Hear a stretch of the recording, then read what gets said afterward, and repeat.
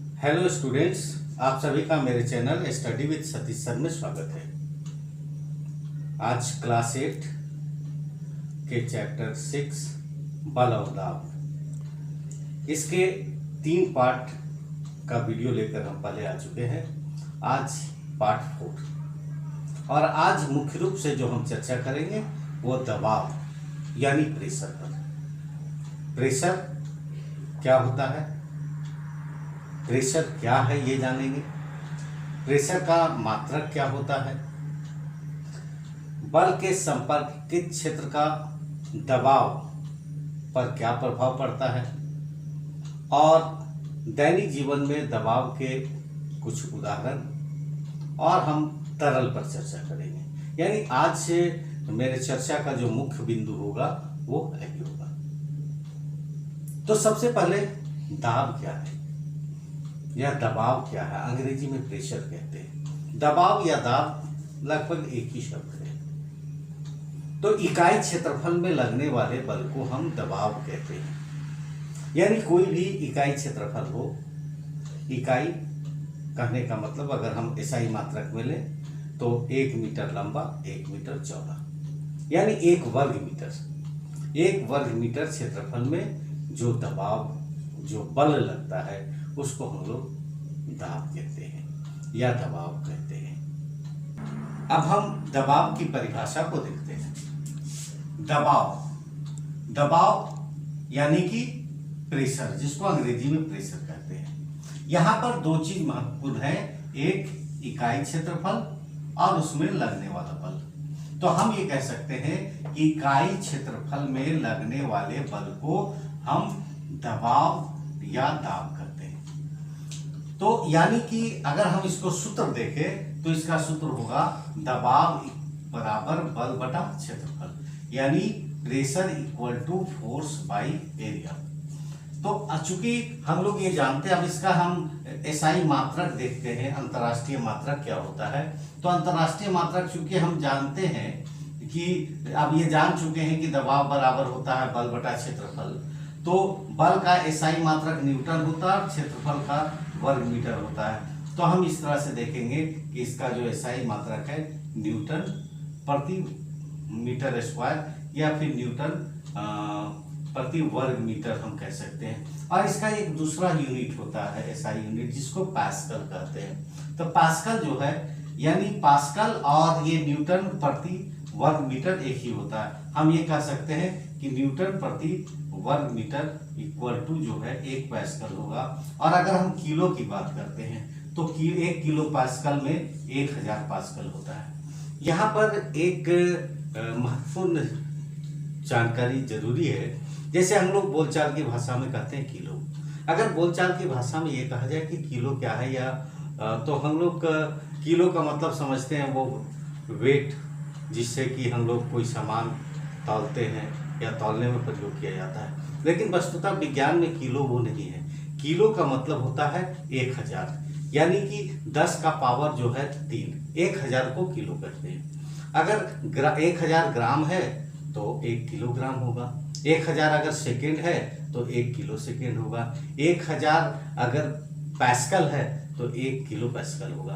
तो इस तरह से ये 1000 यहाँ हम लोगों ने देखा कि 1 किलो पास्कल जो होगा, 1 किलो पास्कल का मतलब होता है 1000 पास्कल। अब मेरा जो टॉपिक है बल के संपर्कित क्षेत्र पर दाब का प्रभाव, यानी कि जो संपर्कित क्षेत्र का मतलब जो एरिया सटा हुआ रहता है, तो उस पर जो है वो दाब का क्या प्रभाव पड़ सकता है। तो पहले ऐसा है कि पहले हम लोग जो है वो सिद्धांत के रूप में देखेंगे और इससे संबंधित कुछ हम लोग दैनिक जीवन में आने वाले दाब के जो है उपयोग है, संपर्कित क्षेत्र पर जो दाब का प्रभाव है उस पर जो है वो चर्चा करेंगे। तो आइए पहले हम यहाँ पे ये देखते हैं बल के संपर्कित क्षेत्र का दाब पर प्रभाव, ये टॉपिक है। तो अब यहाँ पर अगर मान लिया जाए कि कोई बल जो है वो दिया हुआ है, तो बल का संपर्कित क्षेत्र का क्षेत्रफल जो है वो दाब के व्युत्क्रमानुपाती होता है। यहाँ पर हम ये लिखे हैं, देखिए कि संपर्कित क्षेत्र का क्षेत्रफल ये समानुपाती का चिन्ह है, ये इस तरह से अगर हम ये लिखते हैं, ये देखिए ऐसे करके ऐसे और ऐसे करके ऐसे, ये चित्र है समानुपाती। लेकिन यहाँ पर है 1 बटा दबाव, यानी इसको हम व्युत्क्रमानुपाती कहते हैं, अंग्रेजी में इन्वर्सली प्रोपोर्शनल कहते हैं। इसका अर्थ ये होता है कि जब ये इसका वैल्यू बढ़ेगा, इसका मान बढ़ेगा तो ये घटेगा, इसका मान घटेगा तो ये बढ़ेगा, या हम इसको उल्टा कह सकते हैं, इसका मान बढ़ने से इसका मान घटेगा और इसका मान घटने से जो है इसका मान बढ़ेगा। तो अब इसी समीकरण से हम लोग यहाँ पर एक निकालते हैं कि संपर्कित सतह का क्षेत्रफल कम होने पर, यानी ये जो है संपर्कित सतह, इस सतह का जब क्षेत्रफल कम होगा तो क्या होगा, चूंकि हम बताएं कि ये उल्टा समानुपाती होता है, ये इसका कम होगा क्षेत्रफल तो वहां पर दाब बढ़ जाएगा। तो संपर्कित सतह का क्षेत्रफल कम होने पर क्या होगा, दाब अधिक हो जाएगा, यानी उल्टा होगा। अब इसके ठीक उल्टा कि संपर्कित सतह का क्षेत्रफल अगर अधिक हो जाता है तो ये दाब जो है उस पर कम होगा। ये कब होगा, जब एक बल जो है दिया हुआ बल जो है निश्चित है।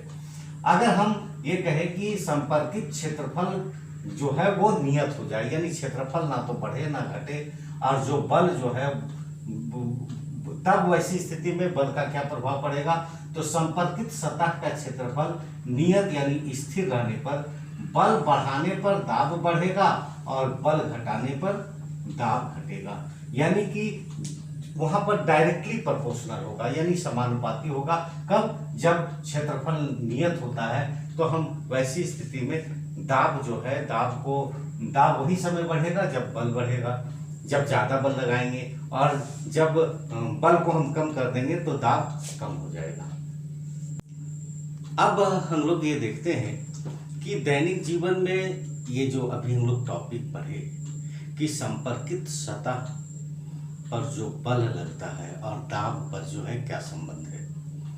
तो बच्चों, आप लोगों ने देखा ये कील है, तो जब ये कील है तो कील में की अगर बनावट हम देखें तो ये जो हिस्सा होता है, ये हिस्सा क्या होता है, नुकीला होता है। मेरे पास एक चाकू भी है, तो चाकू जो है, चाकू का वो हिस्सा जिधर से हम लोग कुछ काटते हैं वो भी क्या होता है, नुकीला होता है, धारदार होता है। अगर हम कैंची ले लें तो कैंची में भी क्या है, कैंची का जो हिस्सा होता है, जो काटने वाला जो हिस्सा होता है, ये हिस्सा ये नुकीला होता है। नुकीला यानी धारदार।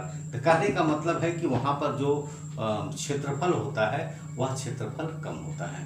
तो अब क्षेत्रफल कम होने के कारण क्या होता है कि जैसे मान लिया जाए ये कील है, कील को जब हम दीवार में ठोकते हैं तो वैसी स्थिति में जो यहाँ पर बल लग रहा है, अगर ये जो है अगर नुकीला है करने का मतलब क्या है कि यहाँ का सतह का क्षेत्रफल कम हो गया।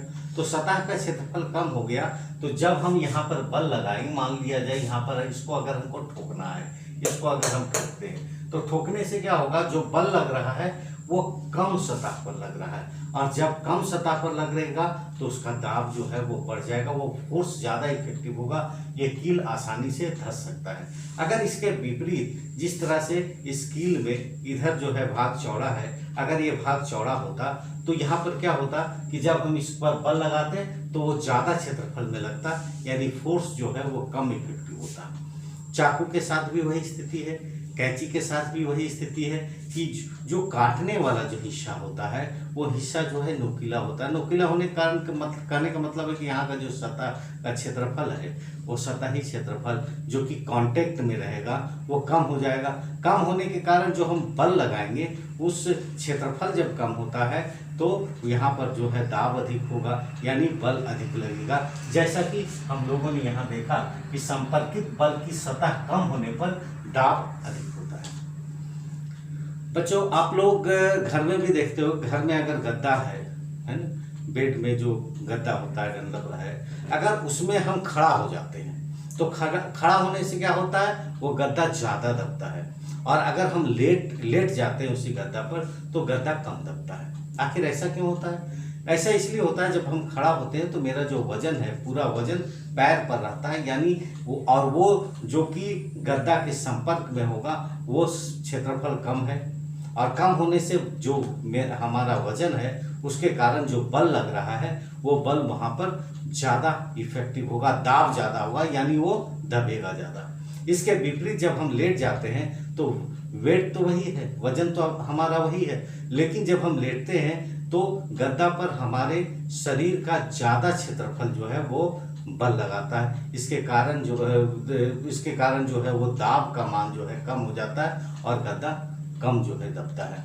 एक और इसमें जो है उदाहरण ये है कि अगर मान लिया जाए कि कोई आदमी अगर दलदल में फंस जाता है तो ये सलाह दी जाती है कि वो लेट जाए। ऐसा इसलिए क्योंकि जब वो दलदल में उसका किसी व्यक्ति का पांव फंसा हुआ है तो पूरे शरीर का जो वेट है, जो बल जो है वो उसके पैर पर है। लेकिन जैसे अगर वो लेटता है तो वजन जो उसका होगा, शरीर का वजन, वो उसका जो सरफेस एरिया होगा, सतह का क्षेत्रफल जो है वो बढ़ जाएगा और बढ़ जाने के कारण जो है वो नीचे जो है वो दलदल में कम फोर्स लगेगा तो वो आसानी से वहाँ से निकल सकता है। तो इस प्रकार से आज हम लोग जो है मुख्य रूप से दाब के बारे में चर्चा किए। यहाँ पर एक और शब्द जो है वो उस पर चर्चा कर लेना हम उचित समझते हैं, क्योंकि इसके बाद का जो पार्ट होगा यानी लास्ट पार्ट में हम मुख्य रूप से दाब, द्रव और गैसीय दाब पर चर्चा करेंगे। तो आज हम एक शब्द समझेंगे तरल। तो तरल किसे कहते हैं? तरल जिसे कि अंग्रेजी में फ्लूइड कहते हैं। तो तरल पदार्थ की वह अवस्था है जब उसका आकार अनिश्चित होता है। तो हम ये जानते हैं कि किसी भी ठोस का, किसी भी पदार्थ की तीन अवस्थाएं होती है, ठोस, द्रव और गैस। जब कोई वस्तु ठोस अवस्था में रहता है तो उसका आकार और आयतन दोनों निश्चित होता है, लेकिन जब द्रव और गैसीय अवस्था में होता है तो वस्तु का आकार जो है वो अनिश्चित हो जाता है। हम जिसमें रखेंगे वो उसी का आकार ले लेता है। तो पदार्थ की वह अवस्था जब उसका आकार निश्चित नहीं होता है तो उस अवस्था को हम लोग तरल अवस्था कहते हैं। यानी कि फ्लूइड, अंग्रेजी में फ्लूइड शब्द का यूज होता है। कहने का मतलब यह है कि तरल अवस्था का मतलब या तो द्रव की अवस्था में, लिक्विड स्टेट में, या तो गैस के स्टेट में, गैस की अवस्था में या स्टेट में। तो इस तरह से बच्चों आज हम लोगों ने मुख्य रूप से जाना कि दाब क्या है।